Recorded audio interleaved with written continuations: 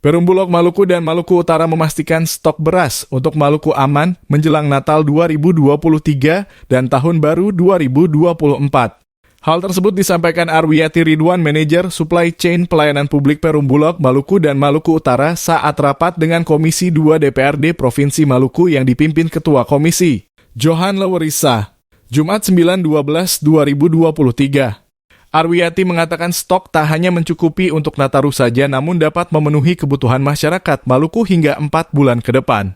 Untuk stok beras di gudangnya kami ini bisa mencukupi hingga 3-4 bulan ke depan, kata Arwiyati. Dirincikannya saat ini di gudang Bulog ada 5.500 ton beras dan akan ada pertambahan 4.750 ton beras dari Vietnam yang tiba pada hari Sabtu. Saat ini di gudang terhitung 500 ton dan akan ada masuk lagi beras import dari Vietnam hari Sabtu malam sebanyak 750 ton.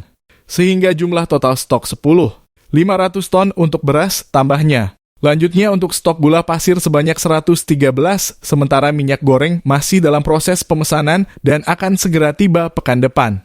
Di samping beras, kami juga ada gula pasir itu sebanyak 113 ton untuk minyak goreng sementara kosong, tapi kami sementara melakukan pemesanan dan akan ada minggu depan, jelasnya. Arwiyati menambahkan Bulog terus berkoordinasi dan bersinergi dengan pemerintah kota maupun provinsi untuk menggelar operasi murah. Khusus Nataru, gerakan pasar murah akan digelar mulai Senin 11 Desember 2023 mendatang di sejumlah kecamatan di Ambon.